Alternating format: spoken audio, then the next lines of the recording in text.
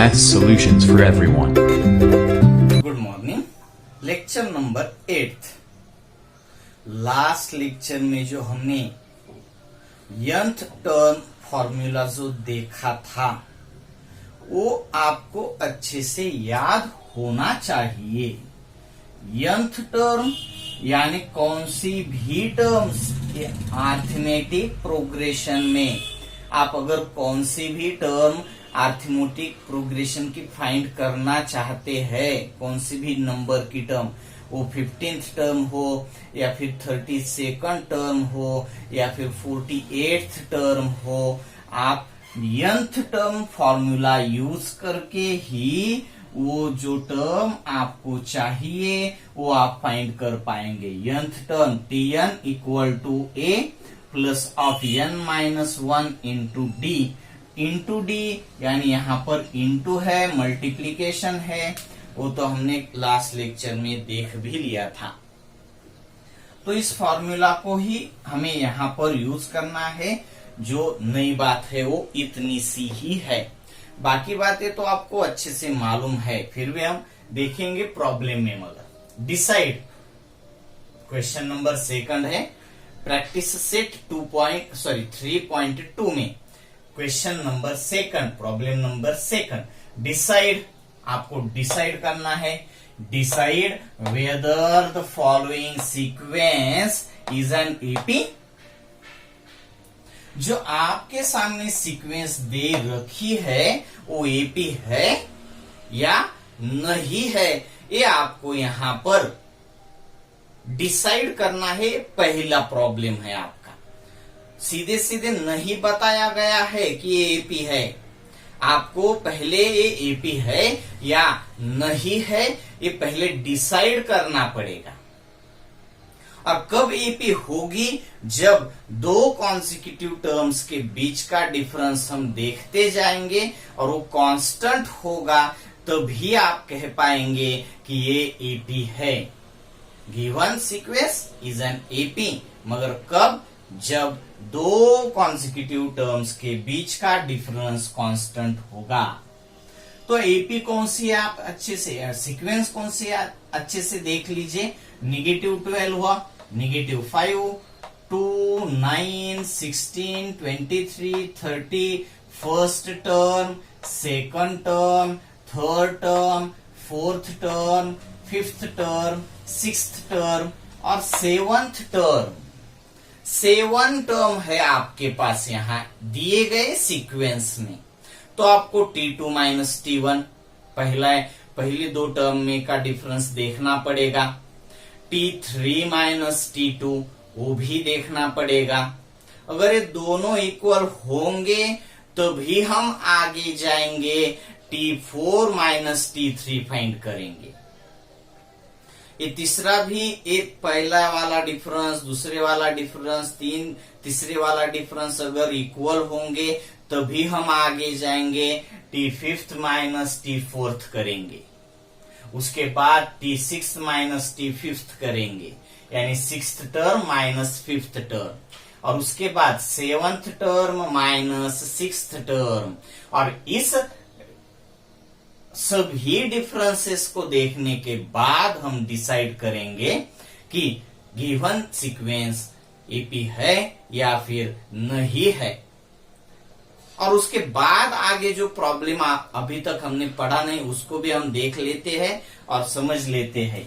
If so, अगर वो AP है तो find 20th term of the sequence. यानी अगर वो एपी है तो आपको इस एपी की 20th टर्म फाइंड करनी पड़ेगी। अगर है तो, अगर नहीं है तो नहीं फाइंड करनी पड़ेगी, और आप फाइंड कर भी नहीं पाएंगे। तो चलो यहां इस प्रॉब्लम को हम सॉल्व करने के लिए सॉल्यूशन की तरफ जाते हैं। जो सीक्वेंस दिया है वो पहले हम लिख लेंगे सॉल्यूशन में। The given sequence is -12 हुआ, -5, 2, 9, 16, 23, 30 एंड सो ऑन। हियर अब यहां पर आपको जो मालूम है बातें वो एक बार फिर से देख लेते हैं। आपको पहली टर्म मालूम है, फर्स्ट टर्म इक्वल टू -12, अच्छे से मालूम है आपको। Second term T2 equal to -5। अब ये T1 लिखने के बाद सेकंड टर्म आप यहां लिख सकते हो, second, third, fourth, fifth, six, seventh, मगर मुझे यहां स्पेस पूरा नहीं मिलने वाला है, इसलिए मैं फर्स्ट टर्म, इधर मैंने सेकंड टर्म, यहां पर मैं थर्ड टर्म लिख देता हूं 2, यहां पर फोर्थ टर्म 9, यहां पर फिफ्थ टर्म 16, यहां पर सिक्स्थ टर्म 23 और यहां पर सेवंथ टर्म 30। ये आप अच्छे से देख लीजिए, बहुत ही सिंपल प्रॉब्लम है ये, मगर इसमें दो प्रॉब्लम से आपको पहले एपी है या नहीं डिसाइड करना पड़ेगा और उसके बाद 20th टर्म आपको फाइंड करनी पड़ेगी। तो देख लीजिए आपको first, second, third, fourth, fifth, sixth और सेवंथ टर्म मालूम है। अब हम दो कॉन्सिक्यूटिव टर्म के बीच में का डिफरेंस देखेंगे। अगर सभी टर्म्स में का डिफरेंस अगर कांस्टेंट आता है तो ही आप उसे एपी कहेंगे। नाउ T2 माइनस T1 -5 -12, इसका कैलकुलेशन -5 + 12 +12 बन जाएगा। -5 + 12 डिफरेंट साइंस है, तो इनके बीच में हम एडिशन नहीं कर पाएंगे, इनका हमें सब्सट्रैक्शन ही करना पड़ेगा। 12 बिगर नंबर में से स्मॉलर 5 सब्सट्रैक्ट करने के बाद 7 आएगा और बिगर यानी पॉजिटिव साइन होगा, यानी ये पहला जो डिफरेंस आप देख रहे हैं वो 7 है। T2 minus T1, T2 minus T1 होने के बाद T3 माइनस T2 आप करके देख लीजिए। T3 minus T2 equal to 2 -5। आप अच्छे से देख पाते होंगे। Third term 2 minus second term -5, minus minus बन जाएगा प्लस, 2 + 5 का एडिशन ही होगा, यहाँ पे दोनों का सेम साइन है इसलिए। तो दूसरे दो टर्म के बीच का डिफरेंस भी 7 ही है। तो आपको अब आगे भी जाना पड़ेगा। अगर पहला डिफरेंस और दूसरा डिफरेंस अलग अलग होता तो आप यहीं पर रुक कर कह सकते थे कि इसमें जो डिफरेंस है वो कांस्टेंट नहीं है, मगर है तो हमें आगे भी डिफरेंस देखना पड़ेगा। यानी अब हम fourth term minus third term करके देखेंगे। T4 minus T3, fourth term 9 minus third term 2, 9 - 2 का डिफरेंस 7। अब ये भी 7 ही है, तो इससे भी आपको अब आगे जाना पड़ेगा। अब आगे जाकर हम fifth term minus fourth term देख लेते हैं। Fifth term 16 minus fourth term 9, 16 - 9, ये भी डिफरेंस 7 ही है। और जहां तक इक्वल आता रहता है तब तक तो आप कहते रहेंगे कि कांस्टेंट आ रहा है, मगर लास्ट में भी डिफरेंट आ गया। यहाँ पर 7, दूसरे का भी 7, थर्ड का भी 7, फोर्थ का भी, अब आगे का भी 7 और लास्ट का अलग आता है, तो ये कांस्टेंट नहीं होगा और उसे आप एपी इस सीक्वेंस को नहीं कह पाएंगे। इसलिए हमें हर दो टर्म कॉन्सिक्यूटिव टर्म के बीच का डिफरेंस लास्ट तक देखना ही पड़ेगा।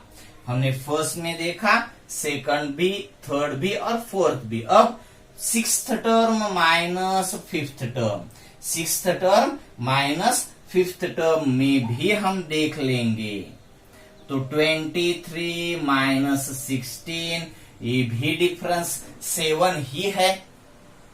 चलो अब यहां भी हमें कांस्टेंट ही है, ऐसे आप कह सकते हो, मगर आपको और एक देखना होगा, seventh term minus sixth term, ये भी आपको अगर 7 आता है तो भी आप कह पाएंगे डिफरेंस इज कांस्टेंट। तो 30 माइनस 23, ये भी 7 ही आ गया, यानी फर्स्ट सेकंड माइनस फर्स्ट का difference 7, second minus first, third minus second का डिफरेंस 7, फोर्थ माइनस थर्ड का भी डिफरेंस 7, फिफ्थ माइनस फोर्थ का भी डिफरेंस 7, सिक्स्थ माइनस फिफ्थ का भी difference 7, seventh minus sixth term के बीच का डिफरेंस भी 7। Therefore the difference between two consecutive terms is constant, है कांस्टेंट।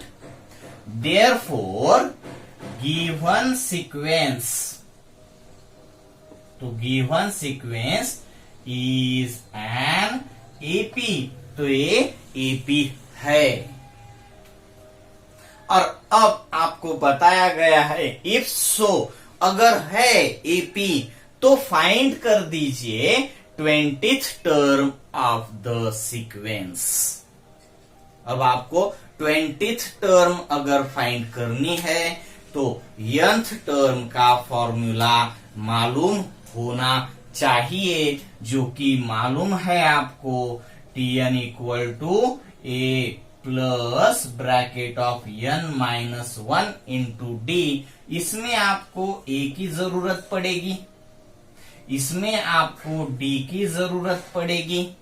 a आपके पास है फर्स्ट टर्म निगेटिव 12, d आपके पास है जो कि आपने देखा डिफरेंस हर दो टर्म के बीच का डिफरेंस 7 है, तो आपको कांस्टेंट टर्म यानी कांस्टेंट डिफरेंस यानी कॉमन डिफरेंस आपको मिल गया, यानी ए भी मालूम है, डी भी मालूम है, और n जो कि आपको 20th टर्म फाइंड करनी है, तो n होगा क्या 20, यानी आप T20 फाइंड कर पाएंगे।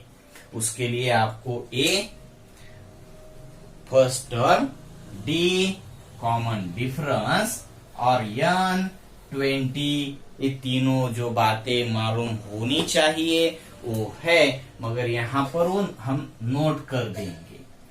इन an AP A equal to negative 12, D equal to 7 and n equal to 20 by nth term formula. हम किस टर्म के फॉर्मूला का यूज कर रहे हैं? nth term formula Tn equal to A plus of n minus 1 into D. T20 लिख दूंगा मैं, क्योंकि हमें 20th टर्म फाइंड करनी है। इक्वल टू ए की वैल्यू अपनी है -12 plus bracket of 20 minus 1 into D यानी 7। अब ये हो जाएगा -12 प्लस प्लस ही रहेगा 20 माइनस 1 19 इंटू 7। अब मल्टीप्लीकेशन ही हम पहले कर लेते हैं, तो 19 7 133, 19 7 133, और इन दोनों का आप क्या करेंगे? सब्सट्रैक्शन। डिफरेंट साइन है, बिगर माइनस स्मॉलर। 133 माइनस 12 121 आ जाएगा, और आपको इसको बिगर नंबर 133 पॉजिटिव साइन देना होगा, तो आपको 20th टर्म भी यहां पर मिल गई। 20th टर्म फाइंड करने के लिए जो बातें हमने देखी है वो आप अच्छे से देख लीजिए। अब इस लेक्चर में जो हमने सेकंड प्रॉब्लम देखा है उसको आप अच्छे से रिवाइज कर दीजिए और क्वेश्चन नंबर फर्स्ट भी रिवाइज कर दीजिए। Okay, bye.